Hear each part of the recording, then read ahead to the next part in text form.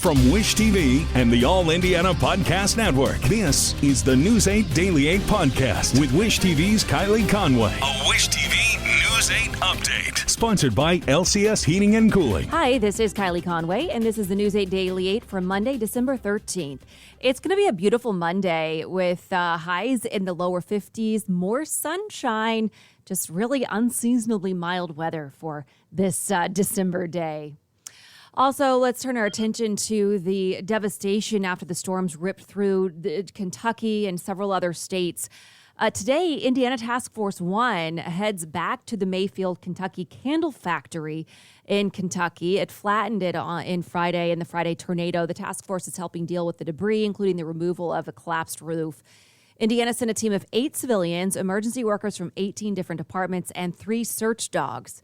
And the Indianapolis FOP is also joining in on the rescue efforts. FOP President Rick Snyder tweeted 2 pictures once the team's trailer made it safely to Mayfield, saying, "Great team effort to stand with our sister and brother law enforcement officers, their families, and residents in the area."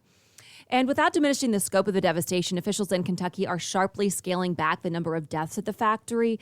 The candle company now says at least 8 people died there, and 8 more are still missing, but many others were feared dead and are now accounted for. So that is a glimpse of good news. The governor of Kentucky says he believes that this will ultimately be the longest tornado in certainly U.S. history from the point where it touched down to when it finally picked back up. State officials say that they fear that more than 80 people were killed. The death toll is expected to change here, but in, like I just mentioned, some positive moves, there might be fewer people who died than first thought, since the candle factory people were actually accounted for who had been feared dead. Right now, there are 300 National Guard troops searching for survivors, along with the rescue crews from Indianapolis who are helping, and several other places across the country. And authorities say they don't expect to find any more survivors at an Amazon facility in southwestern Illinois. It's in Edwardsville, just outside St. Louis. Authorities confirm 6 people died there. Amazon says a warning siren went off just before the storm and more than 40 people got to safety. The company says drivers out on deliveries were told to shelter in place as the storm tore through. In all, Friday's storms killed people in 5 states: Illinois, Kentucky, Tennessee, Arkansas, and Missouri.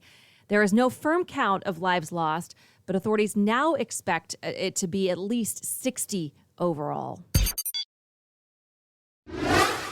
State police are touting a massive marijuana bust in Morgan County. Troopers say they pulled over an SUV for following too close on I-70 Saturday. Then, with the help of a state police dog, found more than 130 pounds of pot. Police say the marijuana is worth about $300,000. Troopers arrested Alvaro Lopez Chacon from Costa Rica. He's in the Morgan County Jail on drug charges. And today, the 15-year-old accused of shooting several students and staff members at his Michigan high school is scheduled to appear virtually for his first hearing since being formally charged. Ethan Crumbley is being charged as an adult. He faces 24 charges, including murder and terrorism. Police say he killed 4 students and wounded 7 others on November 30th at Oxford High School.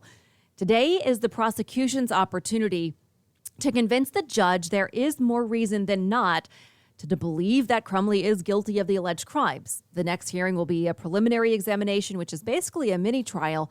It's scheduled for December 20th. And new details have emerged regarding former White House Chief of Staff Mark Meadows' actions before and after January 6th. Meadows sent an email saying the National Guard would be present to protect pro-Trump people. That's according to a new contempt report released by the January 6th committee.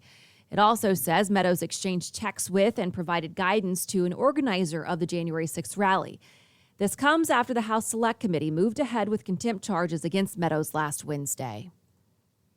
And to Colts Watch, a short week leads to what may be the most important game of the season. The Colts host the Patriots Saturday night at Lucas Oil Stadium. It's a game the Colts need to win because it keeps their playoff hopes strong.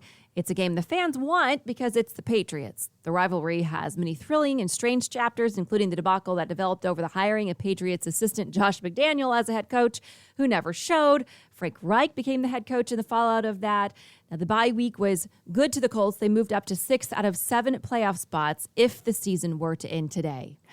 And to the Pacers, a potential history-making night at Gainbridge Fieldhouse when the team hosts the Warriors. All eyes are on Warriors point guard Steph Curry. He sits just 7 3-pointers away from passing Ray Allen for the NBA's all-time mark. He most recently passed up Reggie Miller. The Pacers will look to slow down Curry and extend their 3-game win streak in front of the crowd. Tonight's game tips off at 7 o'clock. And today, we'll find out how far Purdue will drop in the college basketball polls after losing their first ever game as number 1. New rankings come out at noon. Sunday, the Boilers nearly fell again, this time to NC State. They had to rally from 13 points down in the second half, but managed to get it to overtime where they rolled, winning 82-72. Big local matchup is next. Butler in the Crossroads Classic. The game tips off Saturday at noon at Gainbridge Fieldhouse. This has been your News 8 Daily 8 for Wish TV. I'm Kylie Conway, online at wishtv.com, and follow us on Facebook when you search Wish TV. Sponsored by LCS Heating and Cooling. This is the News 8 Daily 8 podcast with Wish TV's Kylie Conway. A Wish TV News 8 update on demand. For even more, on demand and on the go.